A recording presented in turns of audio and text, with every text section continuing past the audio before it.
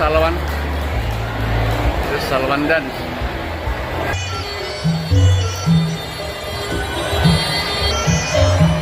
อันนี้ก็แม่นคณะศิลปะจากชาวเขมรชาวกัมพูช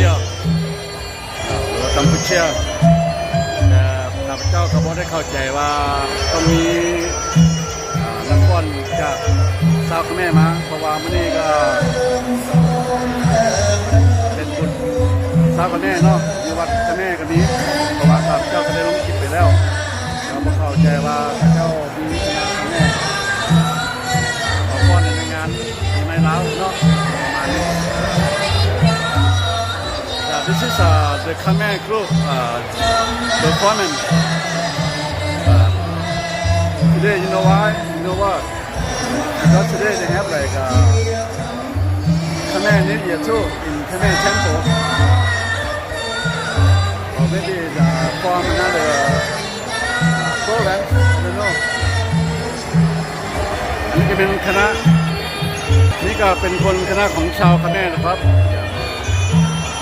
แต่ผมไม่รู้ว่าเขามาจากรัฐไหนเพราะ ราะว่าอยู่เมืองซันรัฐเท็กซัสวันนี้วัดคะแนนก็ฉลองปีใหม่เหมือนกันประมาณนี้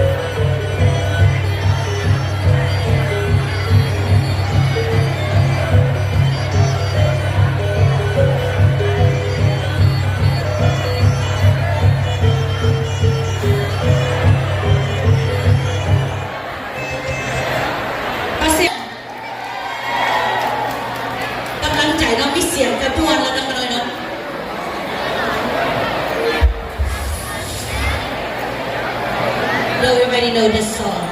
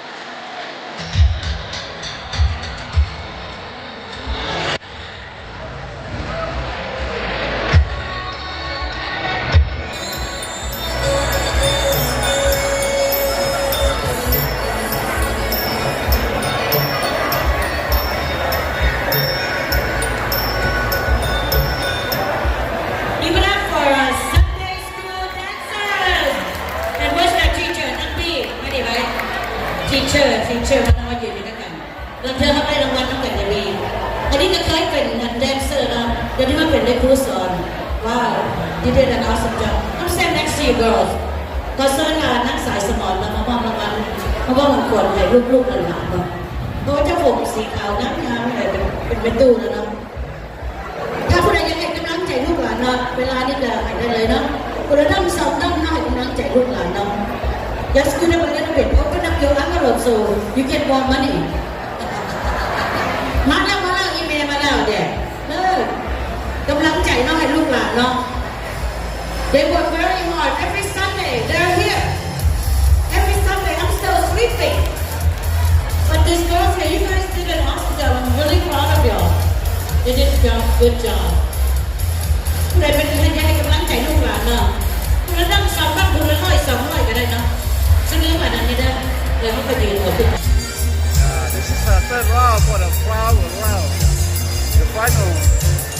flower round.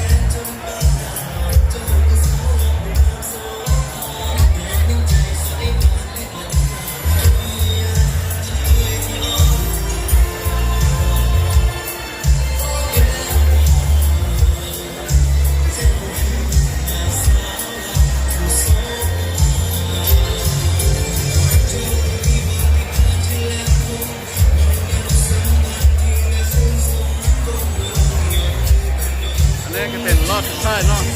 เป็นรอบดอกไม้พี่น้องเนาะรอบสุดท้ายรอบนี้เป็นรอบสุดท้ายของการให้ดอกไม้ครับ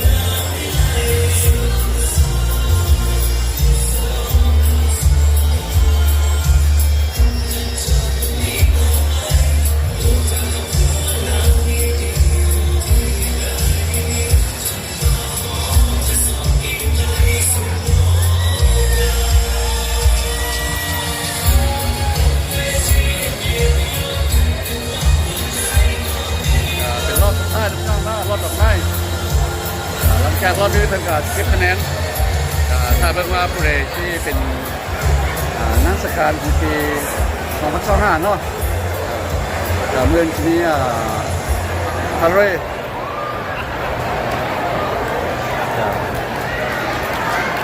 This is the final flower Let's give it up again for Miss Tamkan contestant. Are they beautiful? Come on. Alright, this time. Flowers, let's go. Last round. You have 15 minutes this time.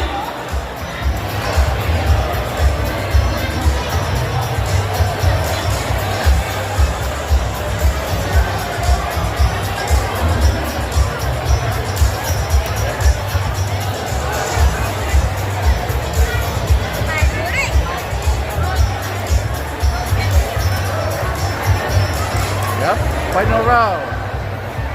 For the final round after this, you wait for 10 minutes. So they will decide who will be a winner for the next round taken in 2025 of Houston, Texas. หลังจากรอบต่อไปรอบนี้เนาะพระเจ้าจะเก็บคะแนนแล้วผู้ใดได้คะแนนหลายก็เป็นนางสาวนางสังขารในปี 2025 เนาะการเลื่อนชี้การแห่นักสังขารเนาะหลังจากรอบสุดท้ายแล้วนะรอบสุดท้ายนี้แล้วเขาจะรับคะแนนดอกไม้ใครจะรับดอกไม้เยอะก็เป็นผู้ชนะนะครับและพรุ่งนี้จะมีพาเหรดครับขบวนแห่นางสังขารแบบคนไทยเราเรียกนางสงกรานต์ ตั้งใจมาเนาะ Keep it coming, this is the last round. ทางนี้เนาะดอกไม้ดีดอกละ$5 10 ดอก นี่โฆษณาเนาะโฆษณาไปซื้อดอกไม้เนาะกำลังใจเนาะ แล้วก็ Thank you for everybody that's supporting the contestant that is giving them love today with all your roses, pretty roses today. ดอกไม้ก็บอกที่พูดไปว่านะดอกละ$5 ดอกละ$5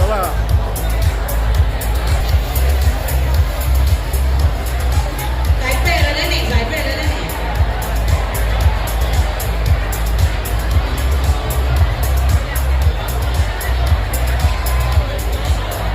Look at that, the final round. Everybody have like a full flower in their hand. โอ้ดังเนาะก็เลยได้มวนซื้อกันเนาะจะได้ไหนมวนบ่เนาะสนุกกันบ่ แล้วรู้สึกนอก เดี๋ ผู้ ยว ใด ดู ซื้อ ว่ากันนะพูดไปเด้อ ผู้ใดซื้อดอกไม้เนาะ ท่านผู้ใดยิ้มผู้นั้นจะถือถอยเด้อสันซื้อท่านบ่ซื้อก็บ่ถึงแล้วบ่การันตี12 โมงเอ้ยเริ่ม2 โมงแล้วก็ได้เนาะเรย์2 โมงจบสลัด3 โมงมวนซื้อกันหลังจากจบสลัดแล้วก็ได้เนาะแต่ว่ามวนซื้อกันบ่มือเพิ่นหลายเริ่มแต่11 12 โมงมากินข้าวเนาะมีแต่อาหารการกินแซ่บๆมื้อนี้ก็เป็นมื้อสุดท้ายเนาะต่อไปจะเป็นNew Iberia เนาะต่อเนาะอย่างมื้อนี้แม่ค้าก็มีหลายแม่ค้าเนาะ Houston แน่ Dallas Texas Tennessee มาหมดทุกคนขอบใจเนาะน้ำใจแม่ค้าทั้งหลายให้กำลังใจเด้อสู้ๆเด้อเดี๋ยวสำหรับจำขอเปรียบไว้ก่อนเด้อช่วยนึงแล้วก็ขอบใจทุกท่านเด้อขอบใจใจเฮาใจเราใจเดียวเนาะคือกันเบิด Thank you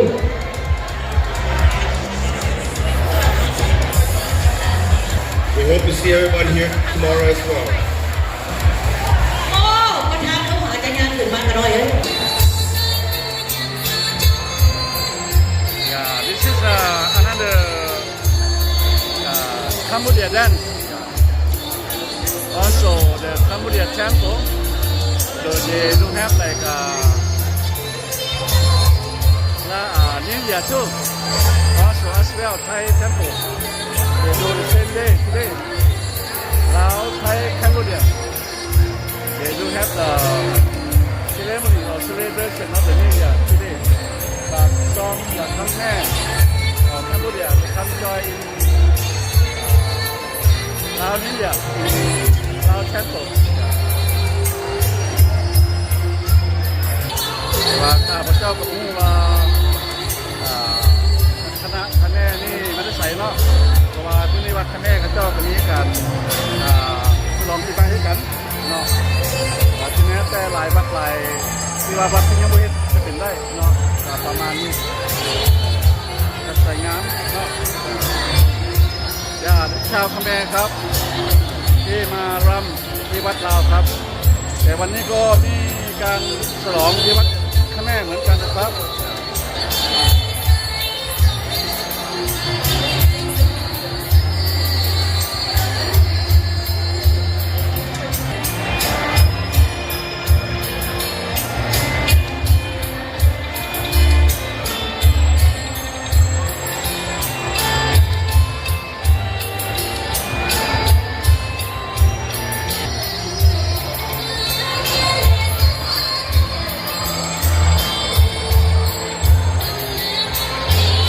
He did such an amazing job in showing them how to dance this song. Thank you.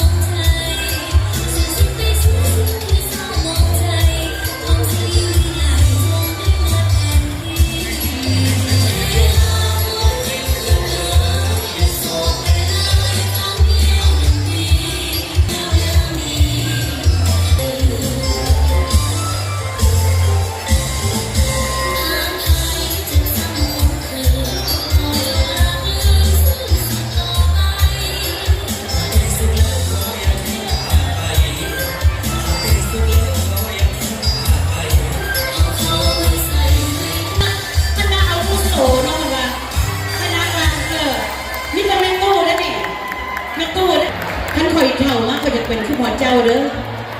ไงเนาะสบายดีปีใหม่ได้รางวัลบ่ดิเราตั้งหน้าคณะโสของเมืองฮิลสันขออวยพรให้ทุกท่านจงมีความสุขความเจริญปรารถนาสิ่งใดก็ขอให้ได้สมดังปรารถนาด้านหน้าคณะอาวุโสฮิลสันเด้อโชคดีปีใหม่แฮปปี้นิวเยียร์เราให้รางวัลก็ได้ไหมเดี๋ยวถ่ายงานถ่ายรูปก่อนปีนึงเท่านั้นนะได้ถ่ายยังสิน่ะเอาไปเลยเอาไปเลย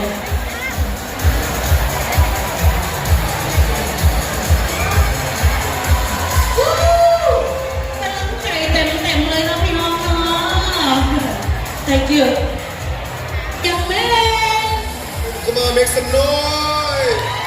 They're here almost every weekend. โอ๊ตเอาใกล้จะได้เต้นแล้วแหละพี่น้องเอ้ All right, Sandy, can you please come up? Thank you. Another person I want to especially thank you is Sandy. She's everywhere. She's like me. Thank you. Thank you. Bill.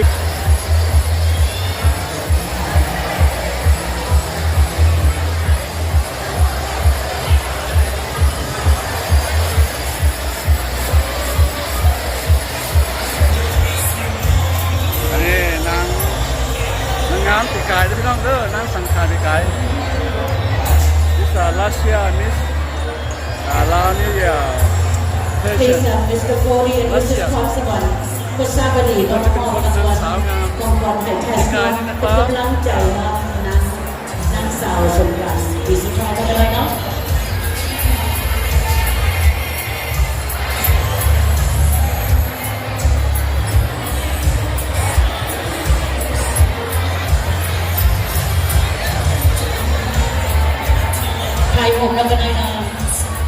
because the next person that represents our community is going to be as awesome as her as well. Thank you once again, everybody, for your love and dedication.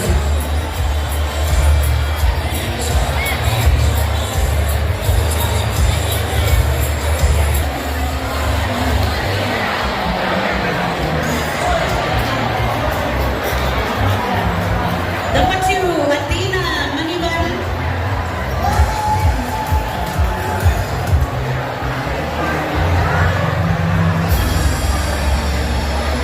Number 3, Laning Walker Weeknight.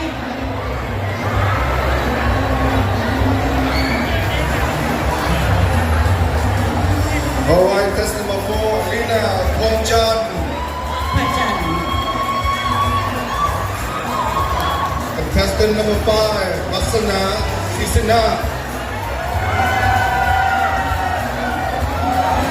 Number 6, Tamara Campbell. And last but not least, number 7, Angelina Sinathon.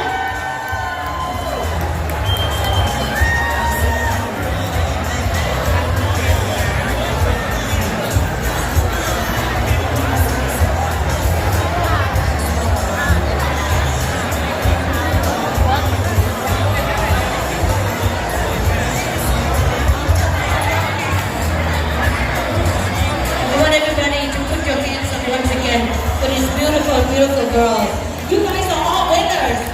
Woo! มาเสียงดังๆให้กำลังใจฉันหน่อย In what they do and everybody will receive a title because they're all winners. So it's not just about Miss Songkran, it's about them, all 7 sisters with 7 personality. All right? So the title of Miss Congeniality goes to number 2, Athena Maniwan. นั่นก็เป็นการให้รางวัลเนาะแต่ละขั้นThese are the prize for the contestant. They got a winner of every character. Athena, Miss Congeniality. Give it up. Show her some love.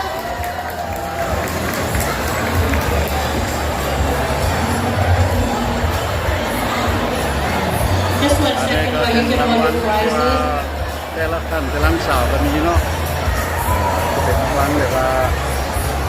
โรงงานสัมภาษณ์ดีตัวอย่างเนาะทุกๆนักศึกษาที่มีรางวัลครับผมแต่จะต่างกันแต่ใครจะเป็นผู้ที่ชนะนางสาวสงกรานต์ของปีนี้จะรอฟังกันไป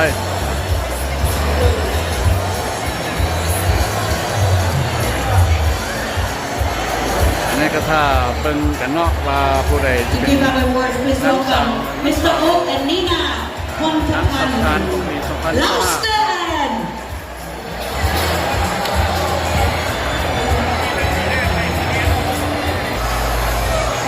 Mr. Sam and Miss Ken Lopan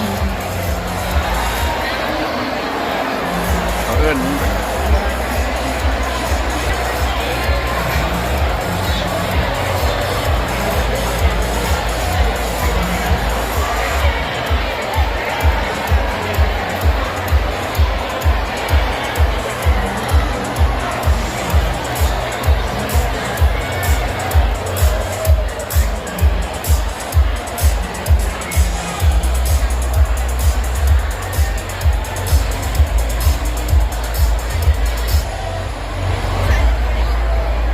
Social love for Alina Dongpachan, Miss Photogenic.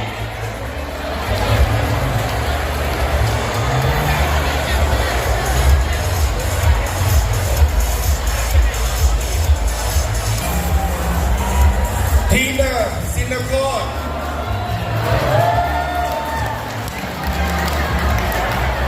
Miss Friendship มาถ้าเราไปเนาะก็เหลือ Please 4 คน welcome Mr. Samian and Kwamala Usupan of Kawanada.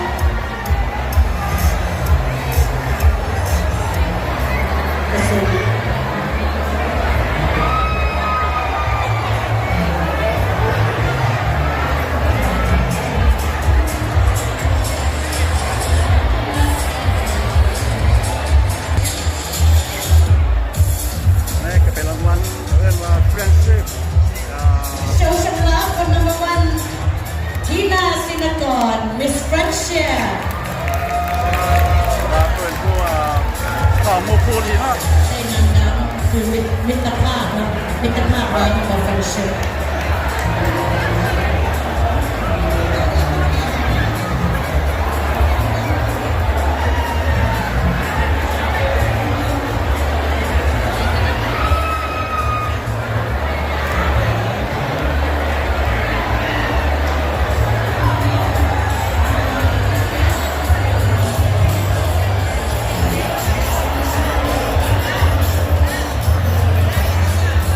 Thank you.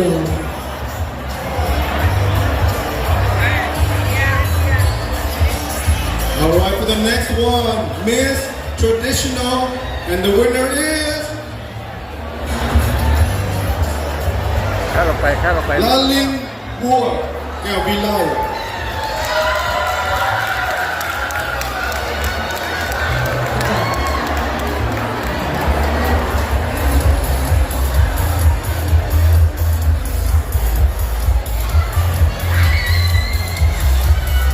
So Mr. Noi and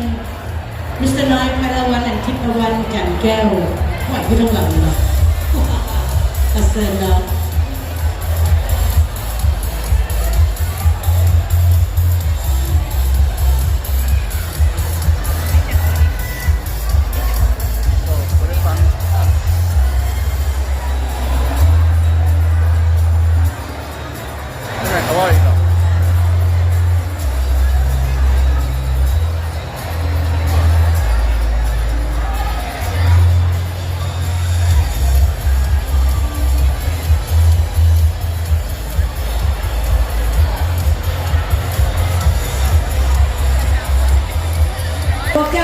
Thank you now. Well, here we go once again. Girls, let's come up here. What do y'all think? Number 7?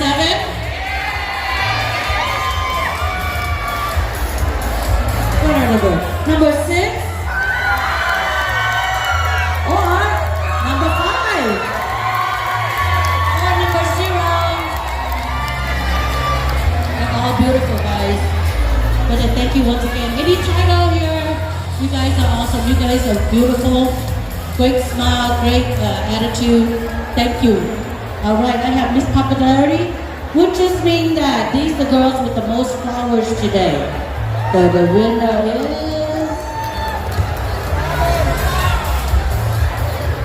number 7, Angela Sinagon. The girl, you voted the flower, Miss Popularity. Thank you. นี่จะมิสพูดว่ามิสได้ดอกไม้หลายเนาะได้หลาย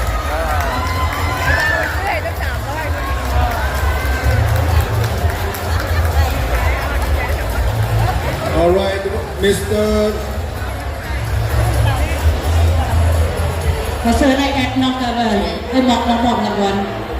Yes, so many names. Mr. President as well.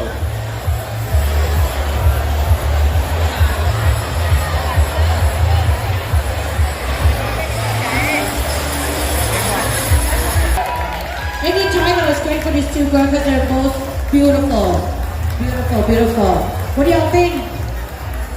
Kimora?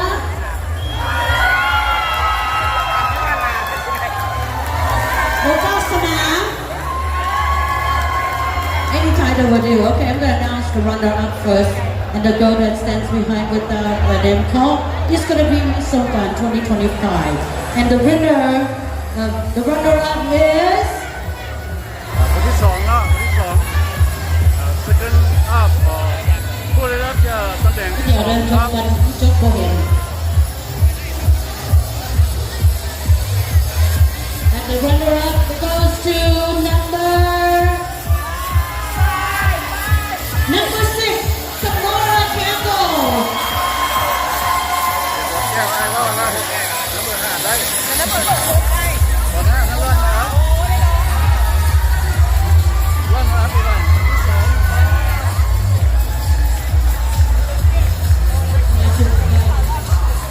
เป็นไงที่ผสมสนุกแอน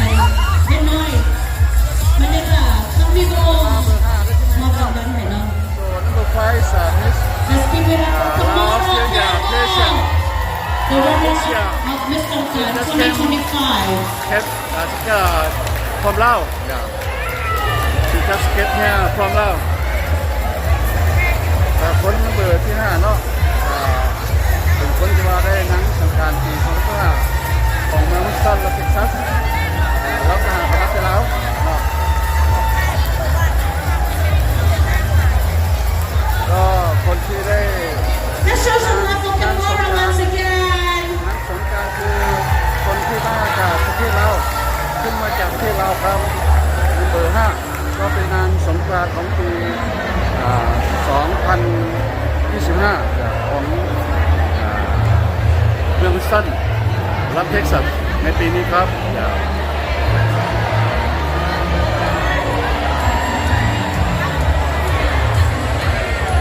Well, what do you guys think? Miss Songkran 2025 goes to Vatsana Sisatnan.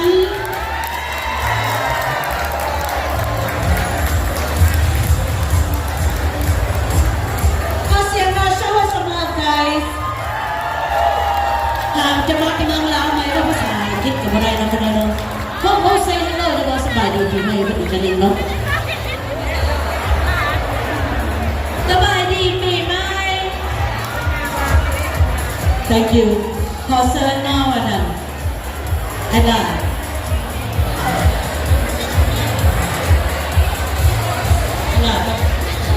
สงกรานต์2025น้องพนายเนาะ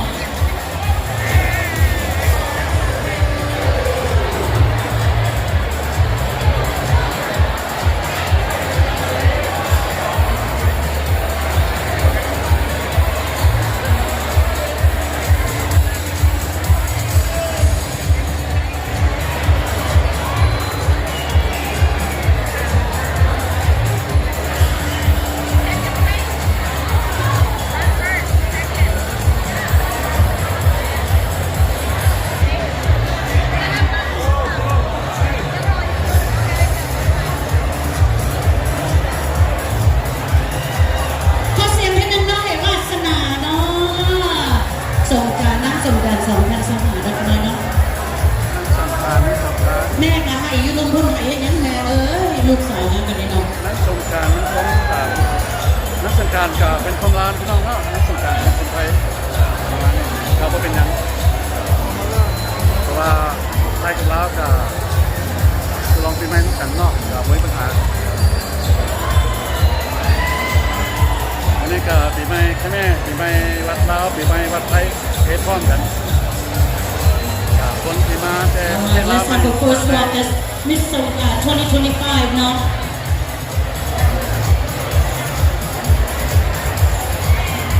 Thank you, thank you หลายๆจบบริษัทงานมีพิเศษนะคุณนายนะถ้าเสียงอีกทีนึงนะนางสงกรานต์2025เนาะได้แก่นางสาววาสนาศรีสนันท์นะคุณนายเนาะอาจจะลงยงมาตะเมืองลาวใหม่ๆนะคุณนายนะวู้ขอเสียงเลยช่วยสักเลิกกันกันนี่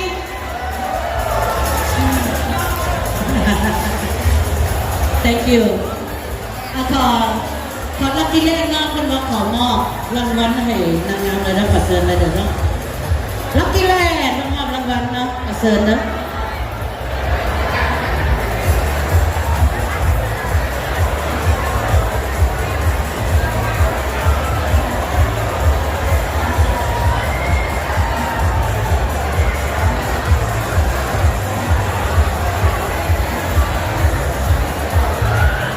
ทางรู้แล้วเนาะว่าผู้ใดได้รับเป็นงามเนาะในปีนี้ก็ถือว่าเป็นสิ่งงามการประกวดนางสังขารได้ที่หนึ่งกับทางรู้แล้วเนาะว่าแนนมันเบื่อหยังเนาะประมาณนี้ Ladies and gentlemen, and this will be the end of our show for tonight. We have 5200 that is going to become a party with y'all. I would like to have everybody do the first number before y'all go and do your thing and all that stuff. And let's give it up once again for our contestants and their titles today. We want to thank you and show your love for their hard-earned work and dedication. Let's give it up. Houston. And make some noise. Lots of There you go, noise. make it loud.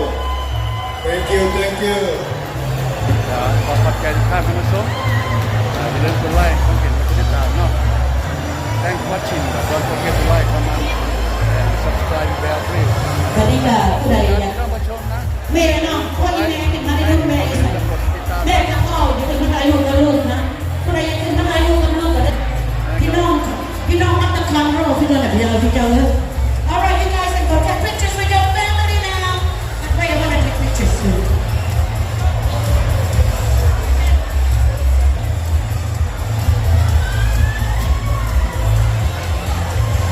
Alright, see you next clip. Goodbye. พบกันที่หน้าพี่น้อง Goodbye.